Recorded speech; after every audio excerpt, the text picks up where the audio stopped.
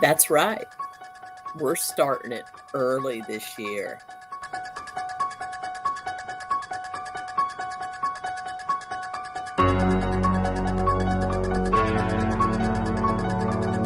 Wait a minute. Wait a minute. Wait. I'm not even asleep. Ah!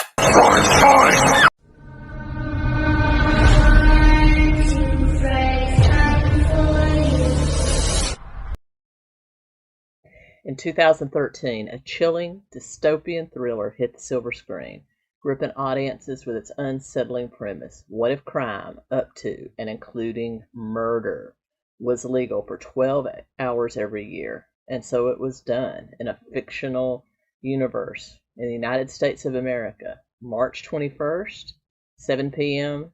to March 22nd, 7 a.m. would become a brand new, chilling annual patriotic holiday in which you could kill, steal, whatever your body and mind desired. It was the brainchild of a new political party known as the New Founding Fathers of America, or NFFA.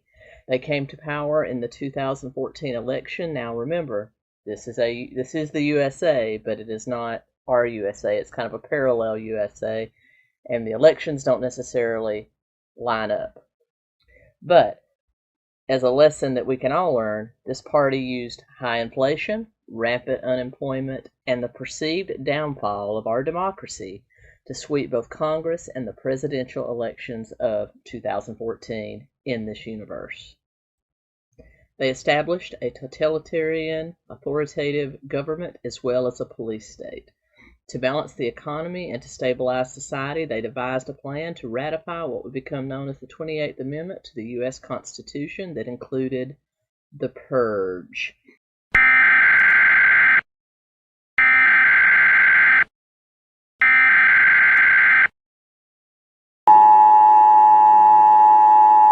This is not a test. This is your emergency broadcast system announcing the commencement of the annual purge sanctioned by the U.S. government. Weapons of Class 4 and lower have been authorized for use during the purge. All other weapons are restricted. Government officials of ranking 10 have been granted immunity from the purge and shall not be harmed. Commencing at the siren, any and all crime, including murder, will be legal for 12 continuous hours. Police, fire, and emergency medical services will be unavailable until tomorrow morning at 7 a.m. when the purge concludes. Blessed be our new founding fathers and America, a nation reborn. May God be with you all.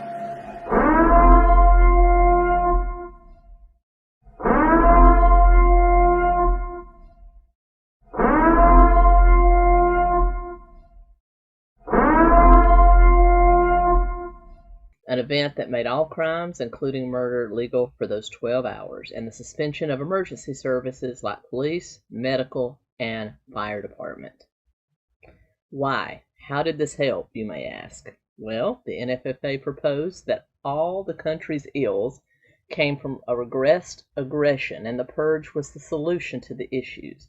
Over the years, things did improve drastically, and all credit was heaped on the one night of murder and mayhem taking place in spring. However, it would soon become evident that the purge was a way to remove the fully dependent on the government from society and save the government money, therefore dispersing it to others that they deemed more worthy. This political element would become more front and center as this movie franchise would progress, as well as into a two-season TV show. The first experimental purge took place in 2016, and every year after that until 2040, when it was ended through popular demand. However, we'll get to those movies a little bit later. But for this video, we're going to take a look at the original 2013 The Purge.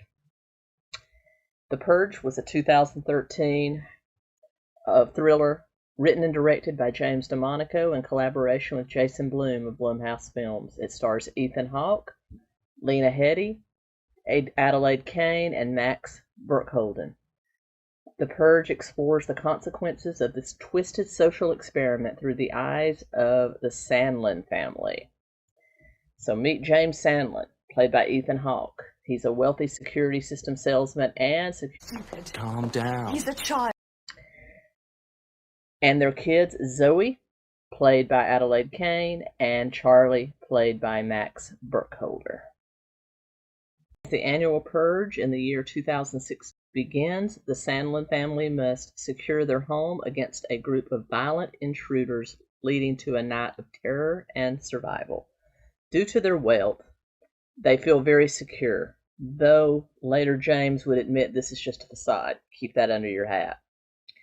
So, the Purge delves into themes of class divides, moral dilemmas, and the consequences of The story unfolds when young Charlie allows a homeless man known only in this movie as the Bloody Stranger. He's portrayed by 𝗬𝗏, and he would become one of only 3 actors that would appear in more than one Purge film. We will later find out in subsequent movies his name is Dante.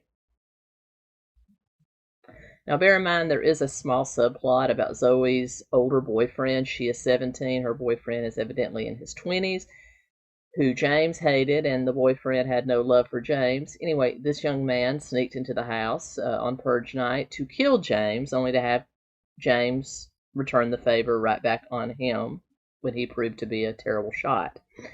I suppose this was to set up some family tension, particularly between James and Zoe, but it could have easily been left out, so I will leave it out here. I mean, sneaking into my love's house to try to gun down one of their parents isn't something that I would choose to do, and I mean, really, we don't always need teen angst. Just saying. So, once Dante, or the Bloody Stranger, is let into the house by Charlie, this brings a gaggle of very preppy, very hateable faces with very punchable noses into the fray, who threaten to break in and purge the whole family if they don't send the stranger, who they consider their lawful prey, back out.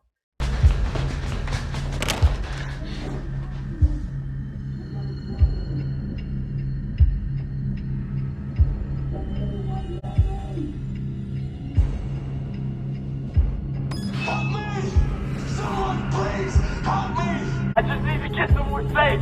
Does anybody hear me? Look, I won't hurt you.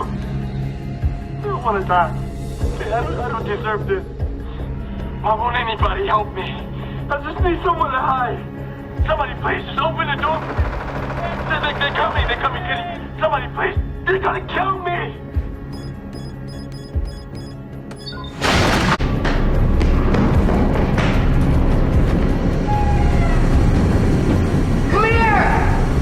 Let's go! This way! Come on! Hurry! Their allegiance to the Purge and its morality shows how different socioeconomic classes view the holidays. That is, the rich are the purgers, and those of not so high means are the purgees. I'm saying something. Dear Mrs. Sandin, your home tells me you're good folk, just like us.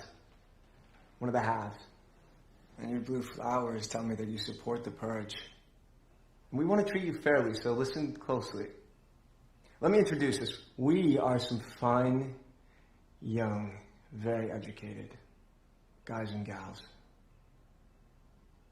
We've gotten gussied up in our most terrifying guises, as we do every year, ready to violate, annihilate, and cleanse our souls. But things took a turn. Our target escaped us, and several of your dear neighbors informed us that you, the Sandins, have inexplicably given him sanctuary. Mr. and Mrs. The man you're sheltering is nothing but a dirty homeless pig. A grotesque menace to our just society who had the audacity to fight back, killing one of us whom we attempted to execute him tonight.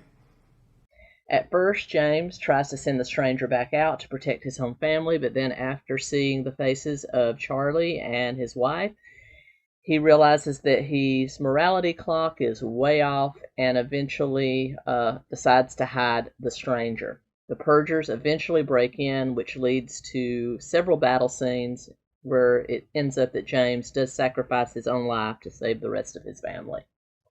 Now, remember how I said that the Sandlin family's security was only kind of a facade? Well, it appears, as we would learn in the film through a few conversations that take place in their obviously planned neighborhood with HOAs and the whole 9 yards, that the Sandlins gained their tremendous wealth by selling the Sandlins' security systems to all their neighbors, and their neighbors are very jealous of all the improvements the Sandlins have made to their home off of what they consider to be their money. And so James would admit that the security system to his wife was not built for worst case scenarios. So the security system only provided an illusion of protection, just as it will later go to show in later movies and in the TV series that money only provides an illusion of protection on this night. But a secondary plot develops where the neighbors come in and help kill a few of the last remaining preppy Purgers in hopes of rounding up all the Sandlins and killing them out of their own jealousy. However, in the irony of ironies, the stranger rescues and holds the neighbors at bay, saving Mary and the kids. Thank you for your sacrifice. You got a lot of heart, Mr. Sandin. Blessed be America. A nation reborn.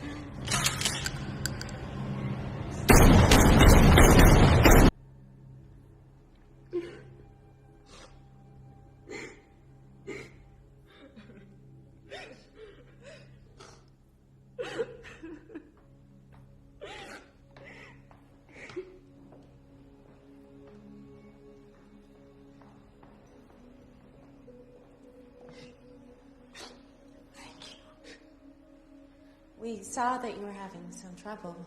We decided to help you. Sam doesn't know what to say.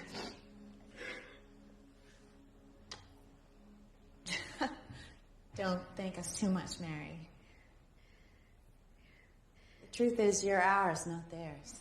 Ourselves over hatred. You made so much money off of us, and then you just stuck it in our faces. Oh.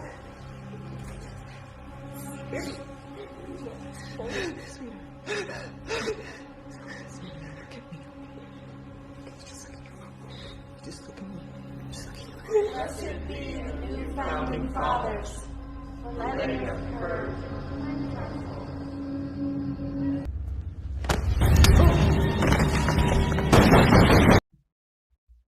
Upon its release in 2013, The Purge was a box office smash, but its smart discussions and its provocative concept outraged many, as it was a reflection upon our society's darker aspects. Many critics praised its suspenseful storytelling and thought-provoking themes, while some questioned its morals and the execution of those morals.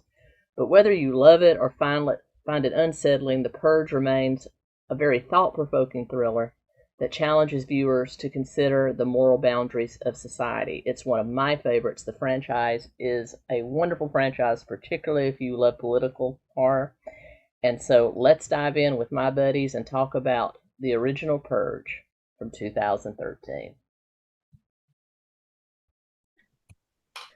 Welcome to Keto and Crime. Today I've got a very special episode, joined by my good friends, Brian from the Front Porch Conservative and Brantley from Dangerous Rhetoric podcast and YouTube channel. You're going to be seeing them a lot during the 31 days of Halloween, as we are going to take on the entire Purge franchise.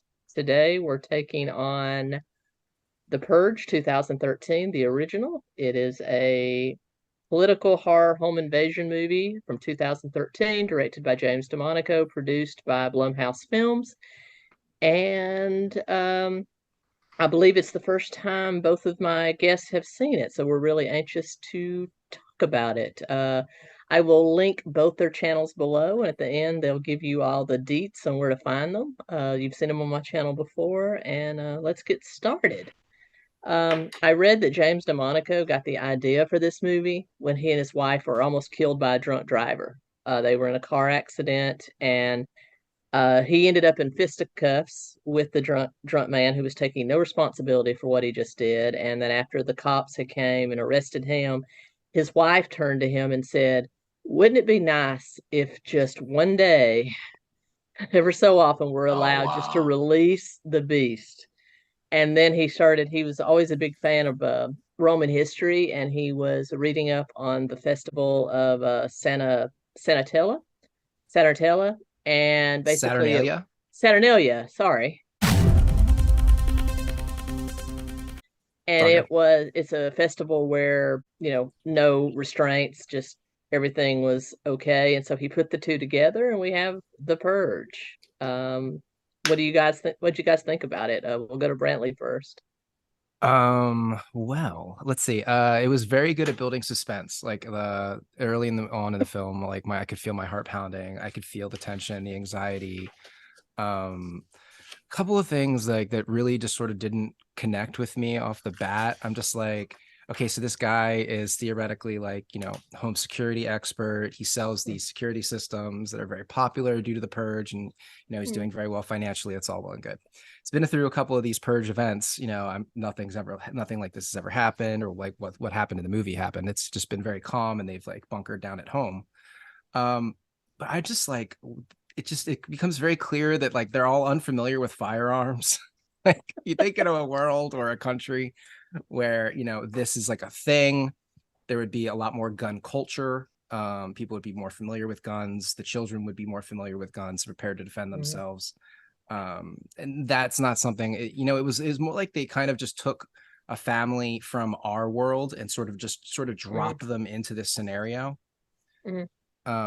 Some of the backstory didn't really connect. I did they talk about the new founding fathers, but they don't really get into the particulars of how this purge sort of got started. I believe they explained that one of the subsequent films, because I was talking to one of my friends. Yeah, there's a prequel where they show a prequel how called it all came The to First Purge. First Purge. Right? So I was telling my friend, I was like, we're talking about the first Purge movie, and he's like, wait, the first Purge? And just the confused. Purge. But I liked it. I thought it was fun. I mean, the premise kind of falls apart for me. Some of the decisions made by the characters didn't make sense. Early on, there's this like love affair between the daughter character and this young man that she's seeing, who's a little older. And he sort of just like, I mean, spoiler alert. Like, obviously we can have spoilers, I guess, because this is like, this is not a spoiler-free discussion. So the guy tries to kill Ethan Hawke, the dad character, like, and it's just like, why? Like, what was the motivation there? In my preview that I did, my like overall summary I did of the film that will play before our discussion here, I talk about how there's a subplot where where Zoe's boyfriend attempts to kill her father, and it is so it's just so minor that it can easily be dropped from the script. I'm just like, was there some like detail that like was dropped from the script that made that whole thing make sense? Because I would hope so. Something got left on the editing floor. I mean, I would just cut him out completely. Right? I didn't get it at all. I mean, you don't always need teenage angst. This isn't iCarly, come on.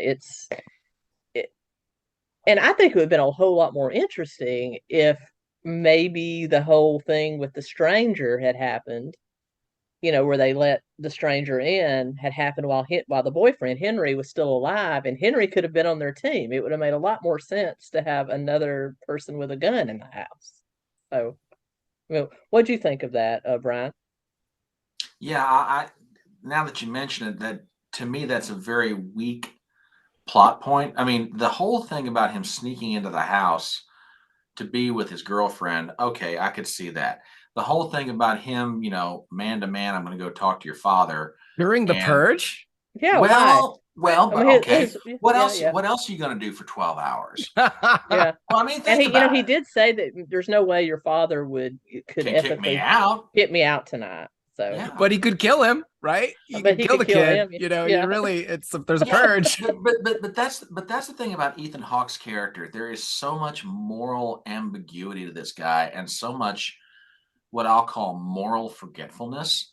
I mean, the one scene that kind of cracked me up the most is where he's sitting in his study and he's got the TV on, and the news report is going over, the origins of the purge. He's just sitting there, talking about, they're talking about how things devolved in the United States to the point that the new founding fathers, created this one night of the year.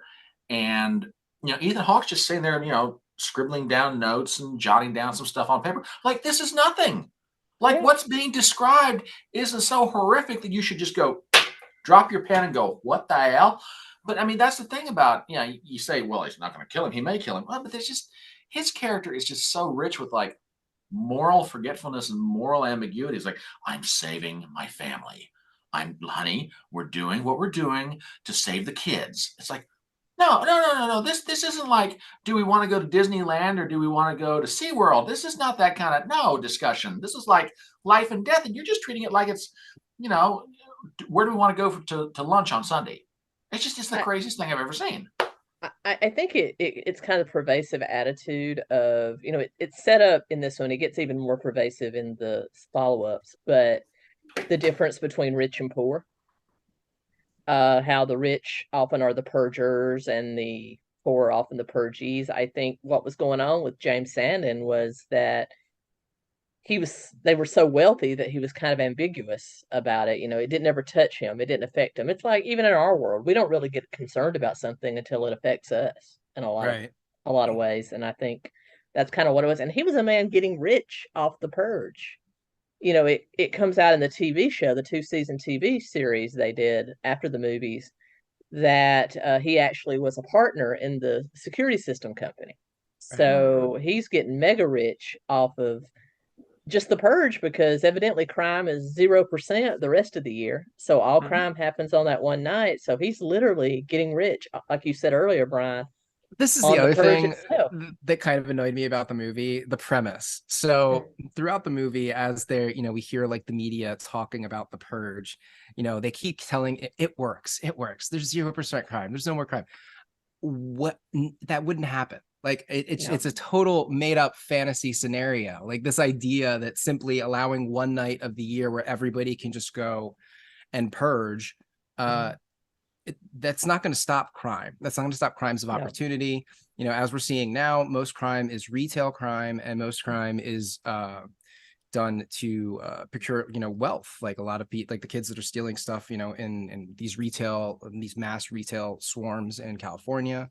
They're going after products so that they can sell them on the black market. Those are crimes because people need money. The economy is destroyed. People are out of work. Like these crimes are, crime doesn't just happen because people can't vent their negative emotions. Like that's not why crime happens. Crime happens because people are desperate, poor, and pathological. Yeah. And you see that explored more in the follow-ups, because they actually show that they've pretty much locked it down where financial crimes cannot happen. You can't file I would immediately be filing my taxes on purge night, and so you can't do that. They've got, banks and any places that have cash move their cash to a different area. Retail stores are well guarded by, armed private security. So there is no financial crime. Therefore, the only crimes that happen are crimes of aggression, property damage, and murder, assault, sexual crimes. Those are the only things that happen. So it's just like you said, that premise is absolutely, it wouldn't happen. Weak. Yeah. But I did really enjoy some of the fight scenes. There's one fight scene where Ethan Hawke is battling, like crazy person in a mask after crazy person in a mask, and he's got this like shotgun that's like it's like an automatic shotgun. He just carries, it's got like a side handle, and he's just like cocking it and popping these people off. And my favorite kill is this crazy bitch, this blonde woman wearing a mask, and she's got an axe, and she like swings at him, and he like rolls, and like it comes down the table, and they struggle, and then eventually he gets it. He picks the axe up, and he like pops her in the back, and she's done. And then he just walks around the corner without looking, and crazy leader boy stabs him. I'm like, what the heck? You couldn't look around the corner?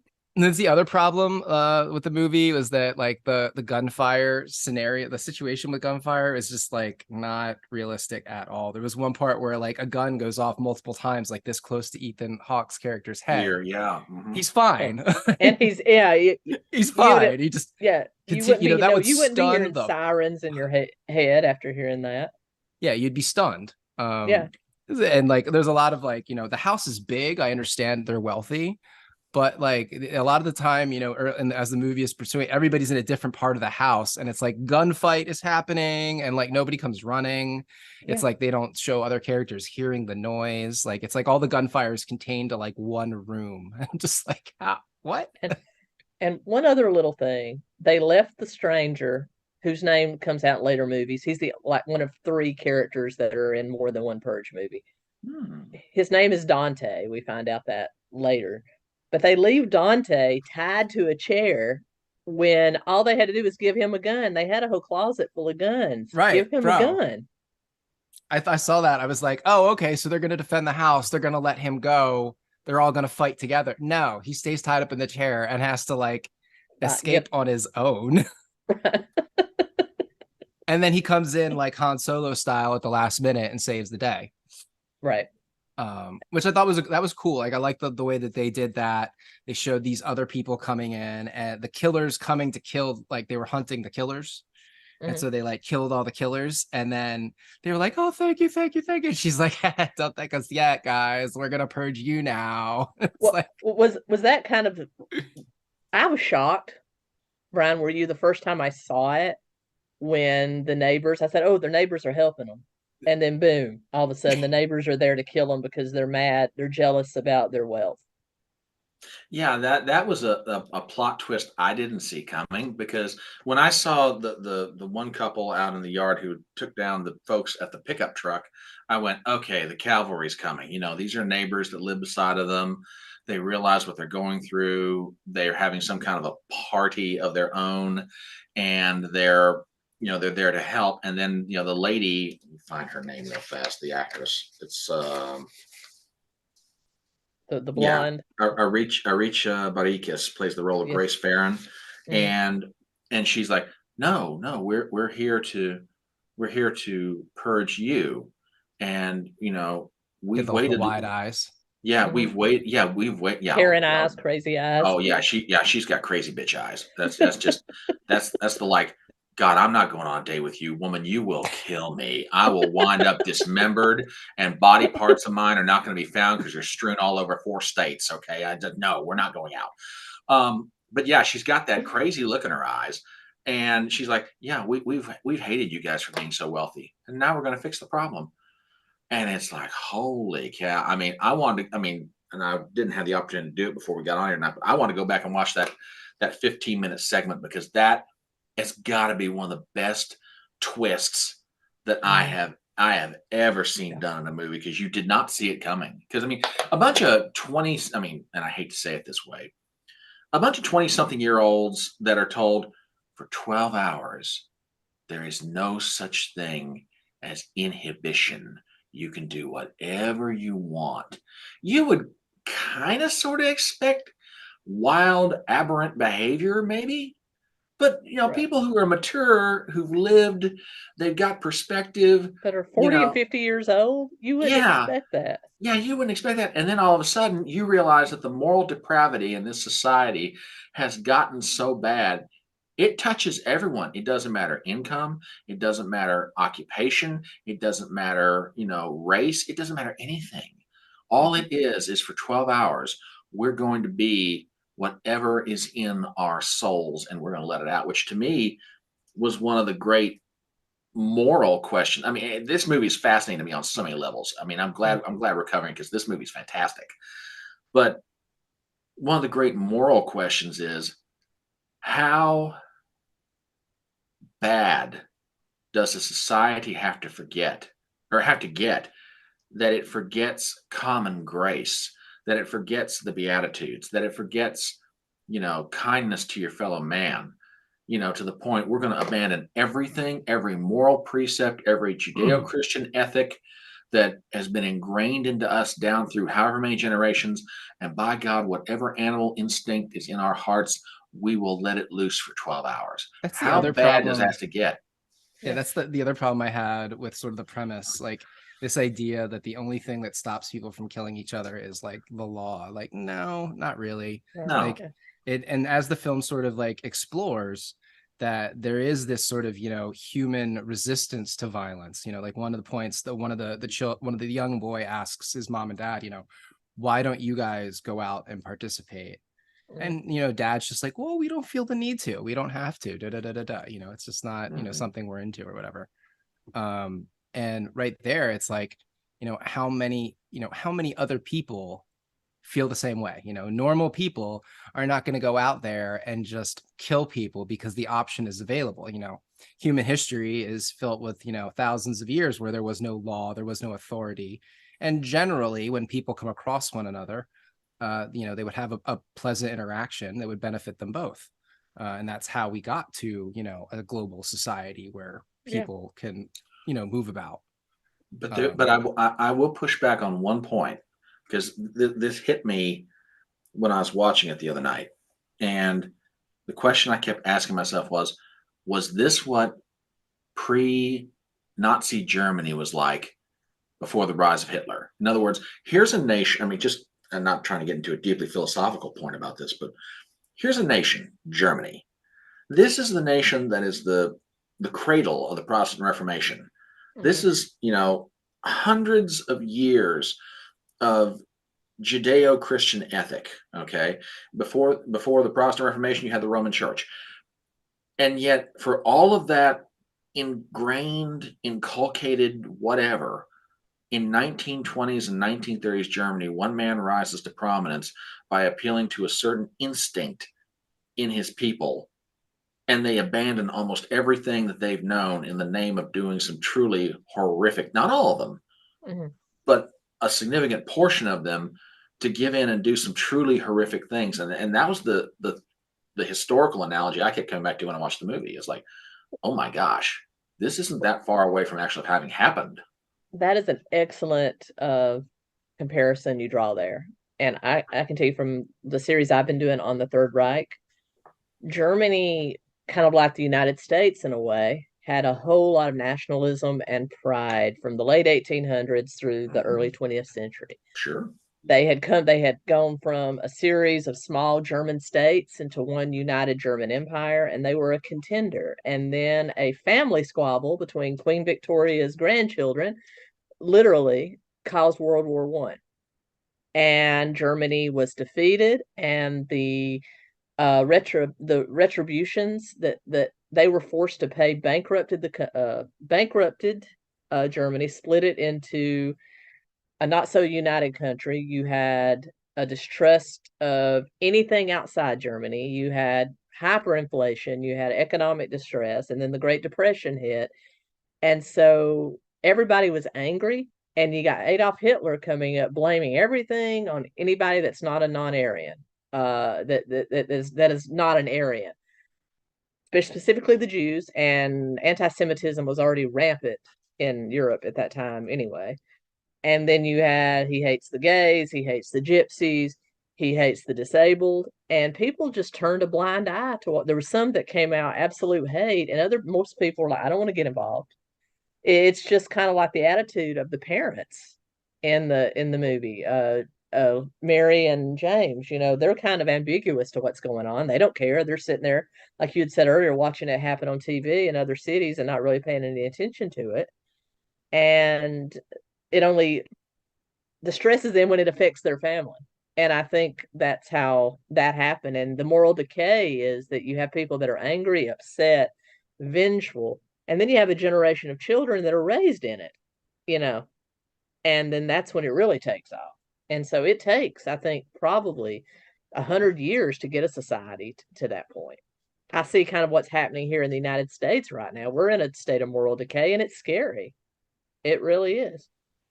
Well, you see these children, you know, especially in these inner cities and these large mobs, it's very scary. You know, it's very Purge-like, in fact, because the police lose authority. They're outnumbered. They can't simply, you know, fire on the crowd. They can't use crowd. When the crowd's that big, there's crowd control does not work.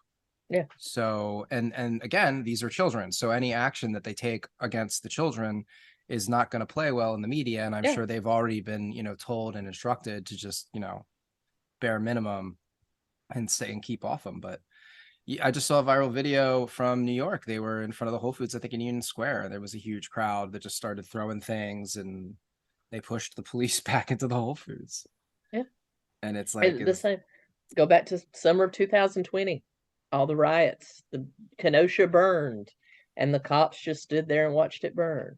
You know. And then when, you know, what was his name? 𝗂𝗏 Rittenhouse tried to stand up and say, no, can't do this. Everything turned against him, and he was turned into some pariah, and you know, he had to go through that whole legal battle. Which, you know, if only the 3, 2, 1. The character, the family in this movie, and were as good at shots as Kyle Rittenhouse. And that's the other thing I found really hard to believe. No AR in the house. Like, mom is dual wielding different caliber handguns. Like, really. And also, mom was the queen, right? She was the queen from Game of Thrones, the evil queen. Yeah. I was like, I know that bitch, and she was great. Oh my god, the acting in the movie, huge range. Acting was amazing. You know, she went very from this believable, very flat housewife in the first act to second and third when she got emotional, especially when her kids were threatened. Her emotional range just went.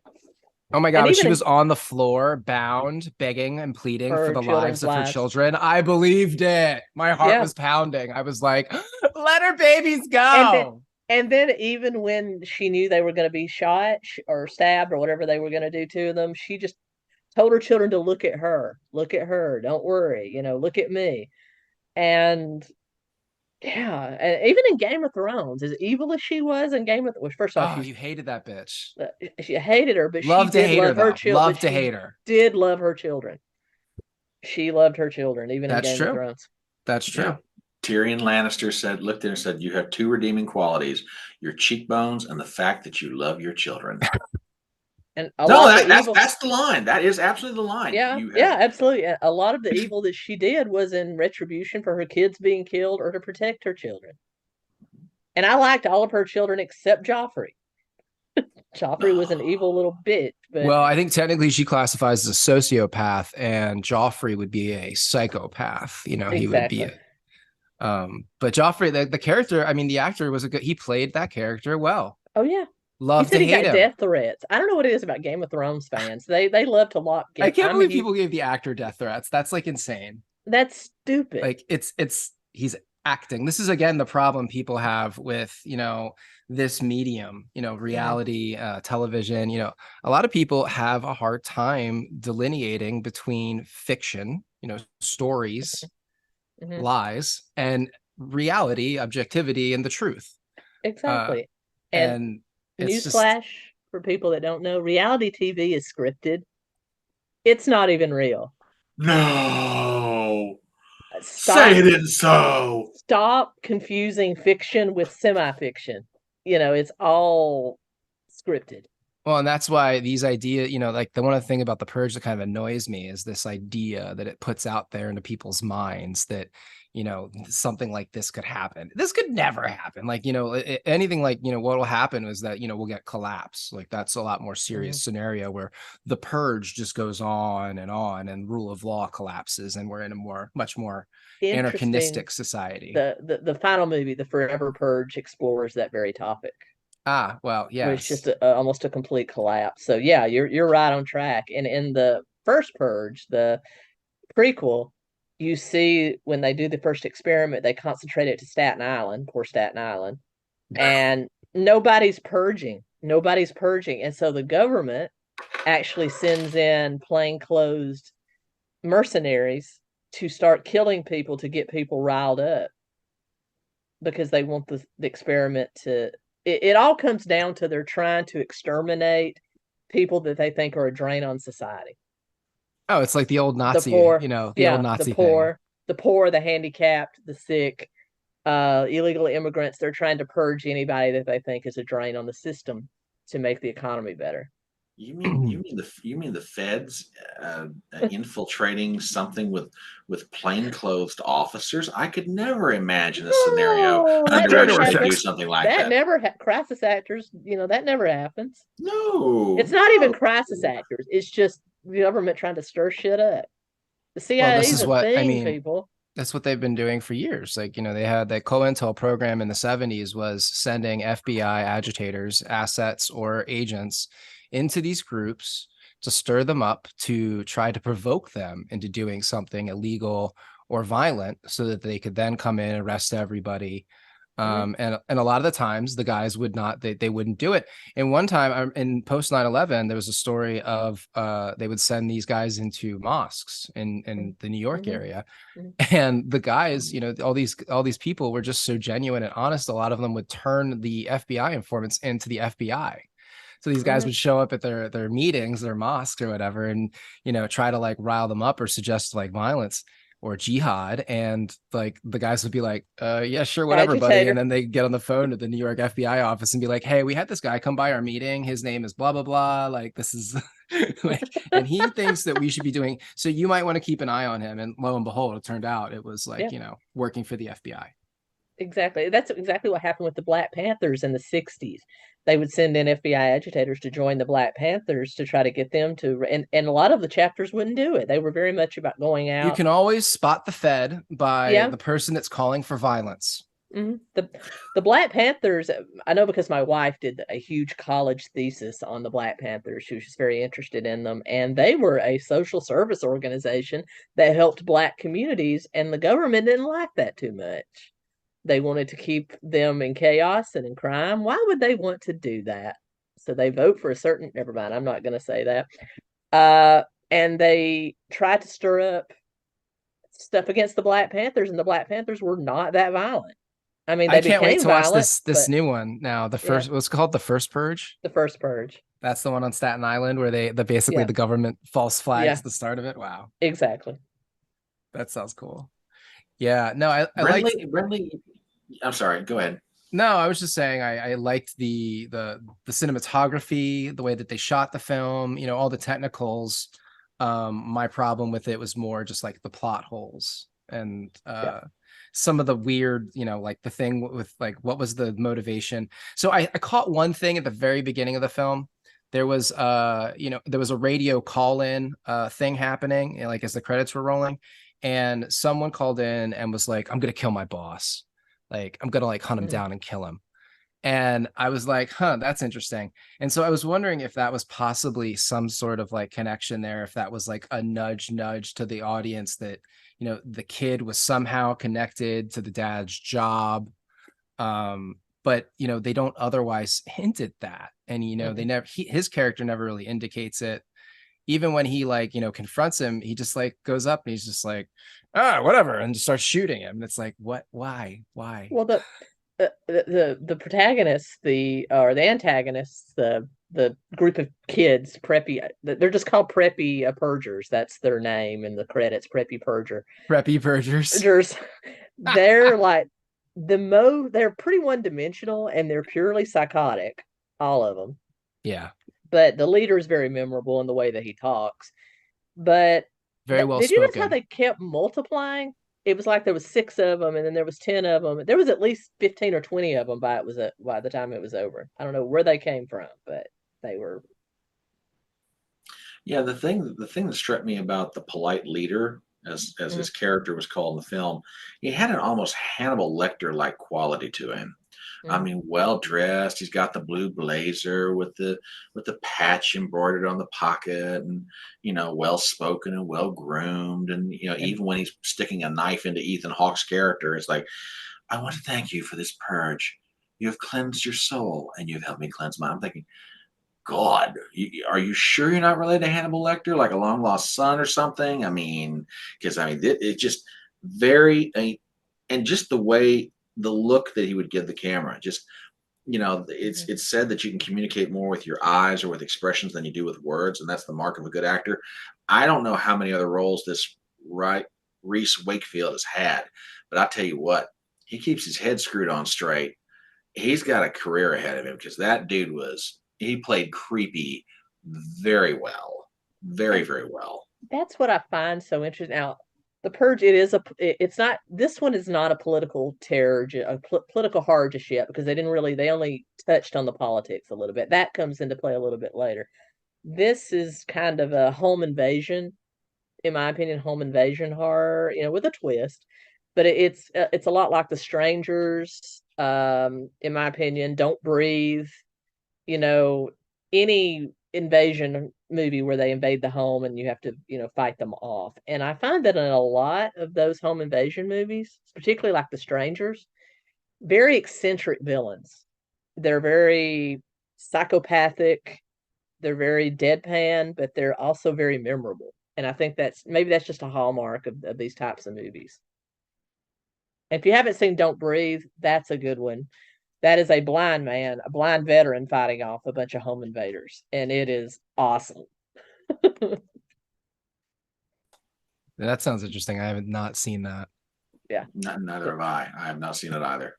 The Strangers is also a good one. The Strangers, terrified. I'm a horror fan. I've seen everything from shock horrors like Serbian film to slashers. But The Strangers freak me out. I've only seen it twice. It's just one of those where, you're just sitting in the living room and every little noise, you're like, oh my God. That one freaked me out. Sounds interesting. What year was that made? That was 2015, I believe. Then there's a sequel called Strangers Pray at Night, which is also good. But it didn't come out till like 10 years later. Strangers, 2008, directed by Brian Bertino, Alex Fisher, Peter Clay-Luce, Scott Speedman, Liv Tyler. Liv Tyler, she's excellent in it. Oh, I love Liv Tyler. How did I not know? I must totally miss this movie. Oh, I'm so glad you let me know about it. And Don't Breathe is also good. Oh, Scott Speedman. He was in like one of those like Dawson's Creek shows. Yep. What is it? I don't know. It's on the tip of my tongue. He's in one of them. But anyway, I consider this like a home invasion film. And just like any home invasion film, you have a family that you genuinely like. They may be a little ambiguous, but you like them. And then you have them making stupid decisions. Yes. The stupid decisions are key, right? Right. And the thing about the stupid decisions, I gotta pull you guys back up. That's important is that they have to be sort of believable and in line with the character, which I thought, was appropriate here, because the young boy, he's naive, he's questioning the purge. He obviously hasn't been like indoctrinated into the ideology. He's got a soft heart. So seeing him sort of deactivate the security system to let the guy in, who's like out there calling for help, I found that believable. But what I didn't really find believable was that like dad hadn't like warned the children and the family properly, that they weren't taking that a little bit more seriously, I guess. Like, I don't know, I feel like if this was me in this scenario, we'd have all our friends over, we'd be at somebody's house, we'd be at some isolated property, there'd be a bunch of us, we'd all be armed, and we would take turns like, watching each other's backs and having lots of food and just kind of like, trying to pass the night. Right. Together. Well, like more people, the better, right? Like, cause but only people that you trust. You don't want to let some psychopath in there that's going to go all purgy on you. That's true. That's true. That could be an interesting plot for a Purge movie. Maybe we should pitch it. Yeah. The Purge Fire Island. It's the gay purge. Exactly. That's how I think my neighborhood would be, because we live way out in the sticks and we're on a cul-de-sac with about 10 or 12 other families. We would probably blockade off this whole cul-de-sac, right? And we'd just be outside with our guns and a bonfire. Get your fucking AK and your shotgun and your sidearm and your dogs and your friends and your family and your neighbors and just have a barbecue. And you have some of the men watch while like the women cook or whatever, or take turns, who cares. But that's how I feel like I would pass the time, not like isolating in a small number of people that have no tactical experience in a house that I like the way that Ethan Hawke sort of explained the security system. He's like, it looks good. It's not built for worst case scenarios. Right. Like, it's not really built, somebody comes with, a truck and chain and, decides to rip the damn things off. Like, but did you notice that, their neighbors, they told them they weren't having a party, but then they were having a party. So they were they were pretty isolated. Like everybody else in the neighborhood was at this party. Probably they all had guns and were there to help defend each other. And then you had this one family sitting there because they evidently hated them, even though we didn't really pick up on that at the beginning. So, and they were just kind of ambiguous. They were sitting there having their dinner, and Mary, the mom, was talking about how there's 0 carbs in the meal. And I'm like, well, first of all, horse shit, because that's a carrot.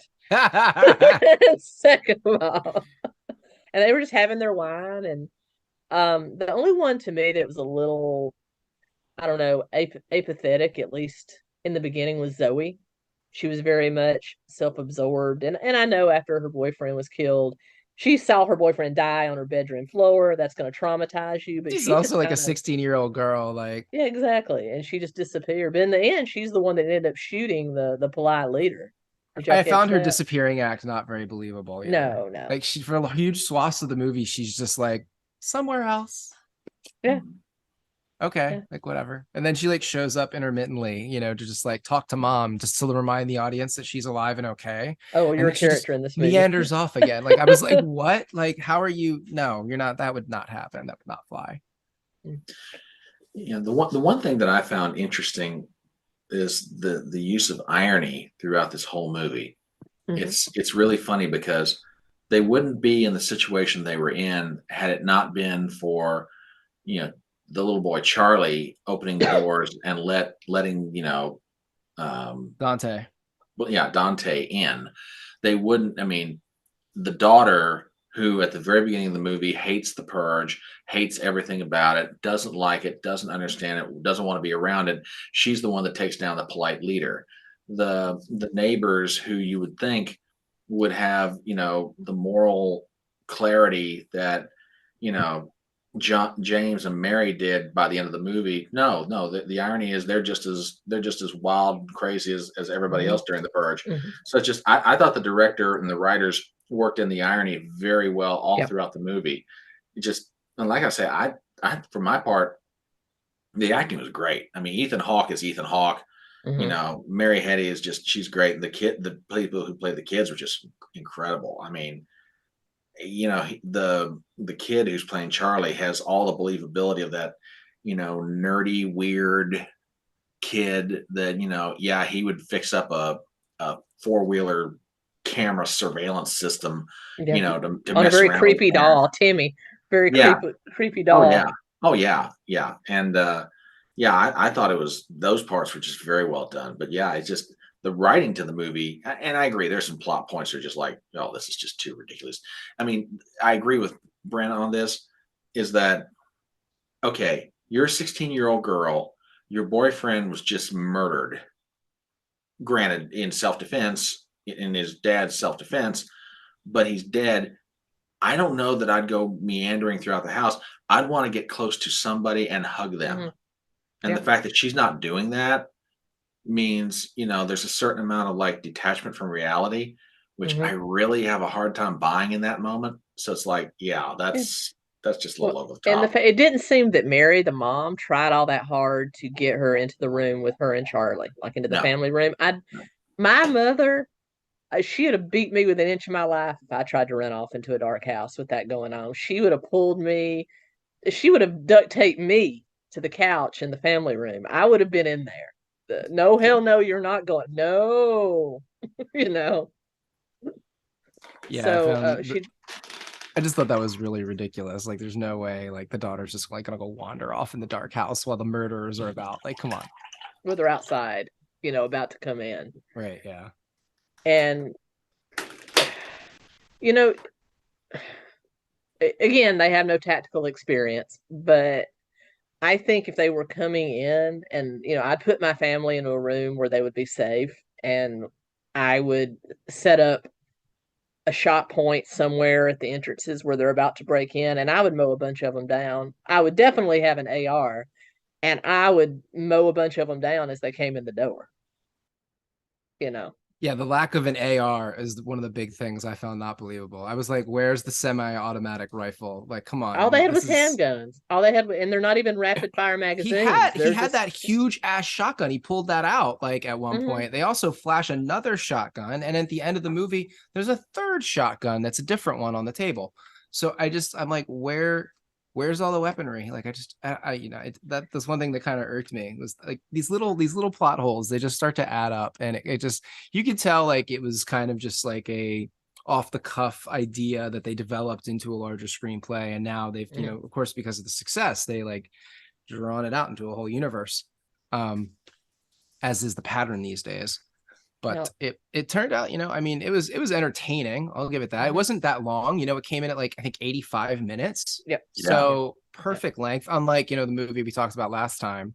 That just kept going and going and going. American Insurrection. That's what it was called, right? Yeah. Oh my God, that movie was so long. Well, and then the twist at the end with Dante, the stranger, coming in and saving everybody.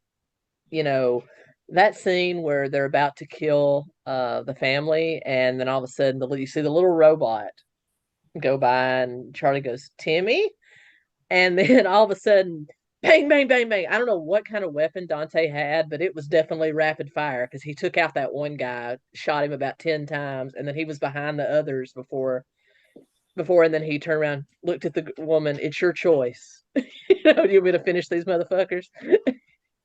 Right. Well, the other thing that I didn't pick up on this until they're having the scene where they're trying to tie him up to the chair, is Dante's former military.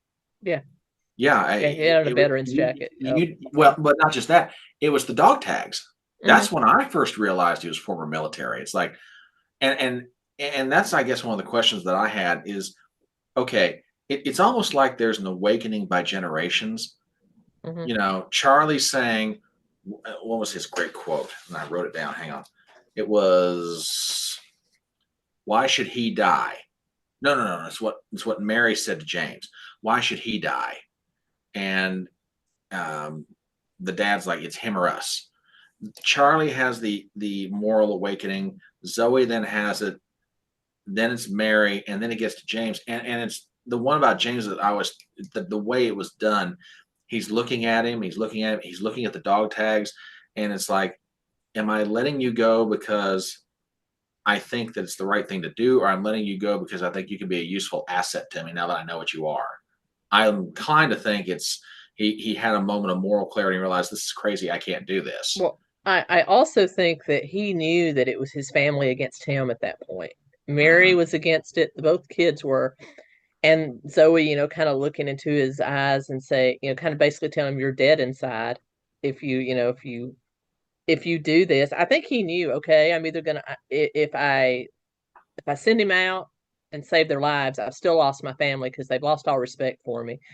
I'm probably going to be heading for divorce court, losing my kids and everything else at this point. Or I keep the stranger in here and I could possibly lose him to death. I think he kind of knew either way he could possibly lose his family. So he just said, "We're going to fight." So. Okay. Also, the one thing that I was thinking about was that they had no guarantee that these psychos were not just going to kill them all anyway and rape them and do it. So, at that point, like, it's almost like you don't negotiate with terrorists. Like, they can make that offer, but like, really, they just want to make, their lives easier to get into your house and gain access without having to do all the heavy lifting themselves. So if they can get you to open the door willingly, they will. Yeah. But I really believe it would have been a much better, they would have filled in a lot of the plot holes if they had untied Dante, given him a gun. And if maybe Henry, the boyfriend, if they had just had a shootout and he hadn't have been killed, you give Henry a gun. And there you have a third adult. And that could have also, taken care of that plot point where James didn't really like Henry and Henry didn't really like James. Maybe they come together under stress and see what they're really about. Because I don't think Henry was a bad guy. He was just a 20-something-year-old that had fallen in love with a 17 or 18-year-old. And not that I'm okaying 20-something-year-old going under 18. Please don't think I'm saying that's okay. But, I think under that kind of duress, you would have, they would have been able to put that plot point to rest. But, Henry's just shot dead. He dies on the bedroom floor, and that's it. I'm like, why even have him as a character if that's all you're going to do with him?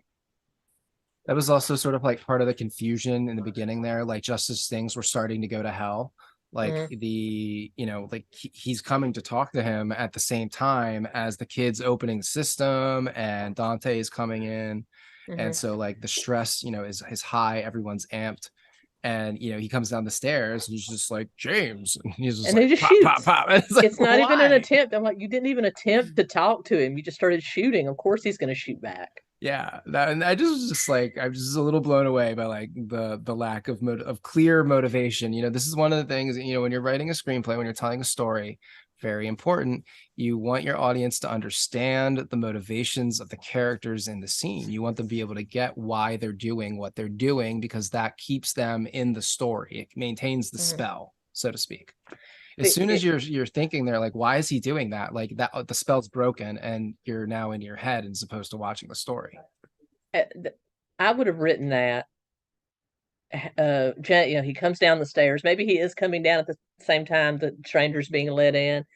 And he says, James turns. They have like an intense confrontation with no gunplay, and, he's like, get the hell out and blah, blah, blah. And there's an argument. The stranger gets let in, and then it all goes down. And then, Henry fights on their side. And maybe in the end, you have James still ending up dying, but maybe Henry saved his life a couple of times. And he's like, Henry, take care of my daughter right before he dies. To me, that would have been a much more satisfying arc. Yeah, as it was just like they kind of just like wasted the character. Exactly. What do you think? How would you have written that, Brian? I would have, okay, he sneaks into the house. He's going to go have the conversation with James. I definitely wouldn't have done what they did, which is like, Henry pulls a gun and tries to immediately kill James. Somehow weave it in where, okay, maybe that is what he tries to do in the end, but you don't realize it until much later on. And he's trying to fool James into thinking that he's on his side, that he's there for him, he's there for Zoe, and then work it that way. But I agree with Brentley. They just absolutely wasted the whole thing. It's like, why even do it? That is excellent. It could have been a twist where Henry's one of the preppy purgers, and we don't know it. Yeah, you could have done that. But instead, it's just like, I'm going to go have a talk with your dad. We're going to settle this man to man. Yeah, you settled it man to man. All right, you're dead. Wasted. Yeah. Just absolutely wasted plot point. Yeah, it was, and he was like a cool character. Like I liked that they were sort of having this like Romeo and Juliet thing happening. And I like to see where it would have gone, or like just understand, a little bit more about it, or see an intense argument between, mom and dad, or the two men. That would have been cool. But overall, I liked the movie. I think it was definitely a question of morality. Here's the big question. What would you have done? Would you, if you were, I know our plan would be to be in a social setting with a bunch of trusted people where, we're all protecting each other. But let's say you did decide just to stay at home with your family, and that very situation happened where you saw somebody being chased, begging for help. Would you let them in? Absolutely not. I wouldn't either, just because you never know. It could be a ploy. Could be playing possum, exactly. And you just, how can you risk that, the lives of your children, your wife, your, whatever, on some strain? You can't. You absolutely can't. What about you, Brian? Yeah, I'm kind of like you guys. There's half of me that likes to think I would, but on the other hand, it's kind of like, okay, everybody knows there's one night of the year when this is going to go down. You have 364 days plus 12 hours to find to find somewhere to hide. The fact that you're running around on the streets trying to avoid this means either A, you didn't prepare for it and you're now coming to my door to try and save your butt, or B, you're got some other nefarious purpose to what you're trying to do. Why should I let you in my house? I can't believe you. You might be there to kill me. Exactly. So no, half of me wants to believe I'd have the compassion to do it. And the other half of me is like, no, my common sense would kick in and be like, yeah, no, you ain't getting in my house. If I did, it would be to the point that I'm going to be armed. My wife's going to be armed when we let them in, and we're going to put them in the 75-pound dog crate that we have, lock them in, and put them in another room in a locked door. That's what's going to happen, and they're just going to sit there, right. for 12 hours. It's like, sorry, you can stay there, but like just there. Yeah, that's it. I mean, literally, I'm going to put them in a dog crate, and Also, they're just going to. I feel like there would be, for me anyway, I find it hard to believe that there would, like, when the purge like ends or whatever at 7 in, that like, people would just like stop, like, because the sirens went off. Like I find that like, untenable as well. Like this idea that you can turn it on and turn it off. Like it just doesn't click for me. I guess I'm naturally like a very non-violent person. I will, go to extreme lengths to avoid any sort of violent altercation. I think that's why I love horror movies so much, is that I am a naturally pacifist kind of person, but I kind of release my aggression through watching the, horror movies, because I suspend my belief. I think that's why I like them so much. That's a point that I hadn't thought about, but Brent, you're absolutely right. It's like once you turn that bloodlust loose, how do you get it back under control? Because I mean, when a mob mentality sets in, you've got to take some extraordinary measures to get that under control. And if you have an entire nation that's just turned loose like that, there's no, a horn going off 12 hours later is not going to stop that. You're just going to keep going until someone puts you down hard. Like we saw what happened during the 2020 riots. That was sort of like a Purge-esque situation. And billions and billions of dollars in damage, dozens of lives lost, and it was relatively contained to a few hotspots around the country, and where that hotspot would sort of move over time, where like Portland and Seattle were real big, that in California is still a problem. But if that was nationwide, if that was everywhere, just the property damage alone, like it would be just untenable. You couldn't maintain anything like that. And then to go back to this like civil society the next day, like you didn't lose like half your workforce in the purge. Like, come on. It doesn't work like that. That's why it's fiction.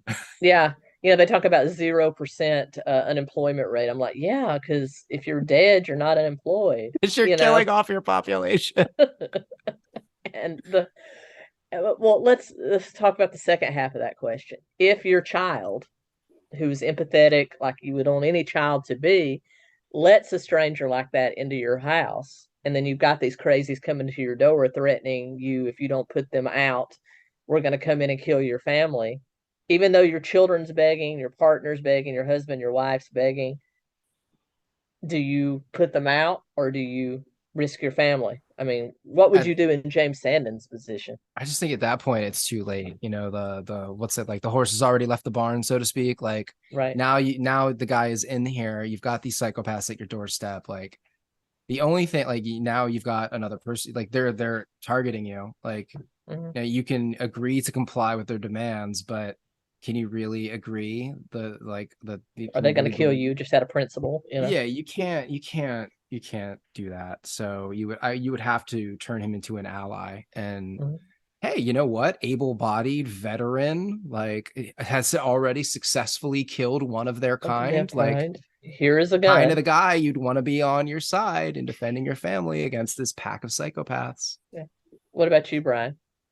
Yeah, to me at that point, if he gets into the house, he's going to become a wary ally. In other words, I'm going to give you a gun and you're going to shoot at my enemies that are trying to take my family down. But understand this, I'm right behind you shooting too. Don't do anything stupid. And if you do, darn, I can't believe that one bullet went stray on me right into your back. I hate that for you. Yeah. Well, then you have to remember, Dante actually tells him at one point, I'll walk out, just send me out. Save your family. At that point, you kind of know this is a good dude. This is a solid dude. Yeah. And you definitely make him an ally. But they didn't. Yeah. They just left him tied to a chair. Well, and I think that speech from Dante is the moment that James, played by Ethan Hawke, woke up and realized, what the hell am I doing? I'm about ready to turn this man over to a bunch of animals. What's the state of my soul that I'm willing to do this? Mhm. You know, it was a very poignant moment. It really was. It was very well acted by both of them. I think Very well acted. his character arc is kind of a thing through that. He goes from pretty apathetic to very empathetic at the end, and then sacrifices himself, to save his family. Essentially, he was taking them all on while he told his family to hide. I mean, he did give his wife some guns, but he's essentially taking them all alone. You know, and also one little Easter egg. I don't know if you notice here behind me the Purge mask. This is Mhm. Ethan Hawke's face. Is this mask? If you haven't noticed, Oh. it's his face melded with the polite leaders, so it kind of shows that arc that he goes through. I dig it. I dig it. Yeah. I did not notice that, but that is very cool. Very Yeah. cool indeed. Well, all right. I think we've reached that point. I'm going to give The Purge a solid A minus. I mean, I can suspend my belief for horror movies. I do it all the time, so I don't really hold that against them. So I'm going to give it a solid A minus. What about you guys? Brentley? Go for it. Oh, I'll give it a solid B. I mean, Mhm. yeah, I'm kind of like you guys. There were parts of it that were a little too unbelievable. I mean, I thought it was well acted. I thought it was well written. I Mhm. mean, just the way that it's performed off script is just amazing. I mean, both Ethan Hawke and Lena Headey, or Headey, I should say. Yeah, they were amazing. The kids, the acting from the kids, the polite leader, he's amazing in this, and the creepy, wild-eyed neighbor woman. Oh, I do have to say one thing. The end scene where Lena Headey takes her down at the kitchen table. Oh yeah. That was kick-ass. Mhm. That was just kick-ass. She's sitting there just bleeding out her nose. It's like, I can't say that I wouldn't have turned my gun on her at that point if I had been Mary. I'm like, I can't say I wouldn't have just opened fire on all of them and got rid of them, because at this point they have to move because those people are going to come after them every single purge. yeah, yeah, but yeah, but me, I think it's a solid movie. It's a thought-provoking movie. Mhm. It's I'll disagree with you ever so slightly on the you're saying it's not necessarily a political movie. I'm not so sure, because it touches on certain aspects, but I mean it's not a major point that it's not a hill I'm willing to die on. But yeah, I think there were certain political aspects that were addressed in it.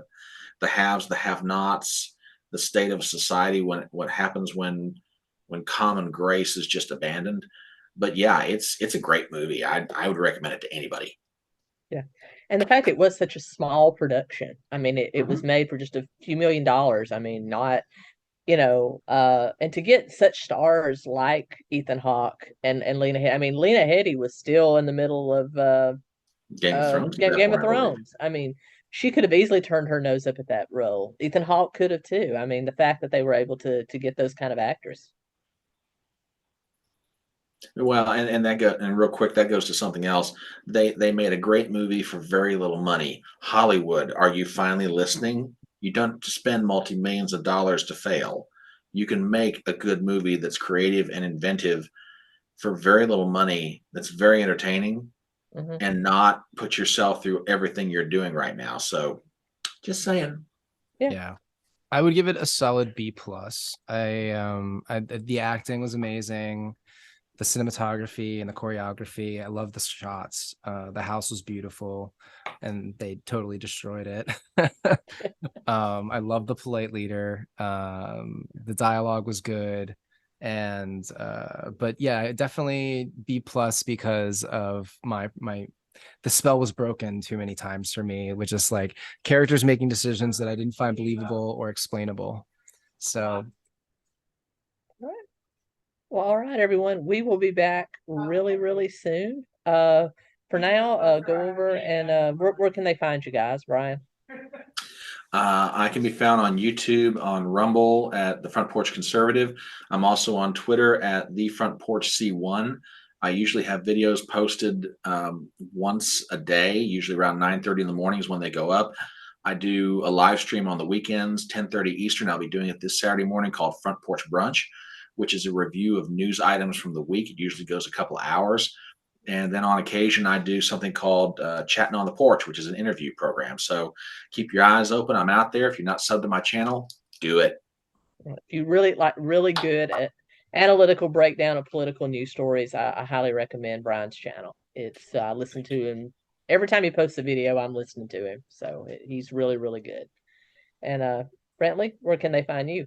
I'm look for Dangerous Rhetoric on YouTube and Rumble. I think I'm gonna start trying to make Rumble more of my main, source for things, because I feel like YouTube is just too easy for them to pull the plug. So gonna look for it on there. But you can, for now, you can subscribe on YouTube. I'm also on Instagram, TikTok, Twitter. If you just go to the dangerousrhetoric.com, there's links. And again, dangerousrhetoric.com is where we sort of host like links to all the other material. I do little daily shorts on Instagram. You can find me at 𝗫𝗏𝗄𝗏ly, ITS Brently, BRENTLY. And Brentley is an expert on pop culture and political themes, social commentary. He's really, really delightful. Definitely check him out. I tell you everything that they don't want you to hear. Yeah. He has an open mind, but a closed mind too, if that makes sense. Brantley knows he embraces things that need to be embraced, but he knows how to like filter out the stuff that shouldn't be said. So I also have a really big mouth. So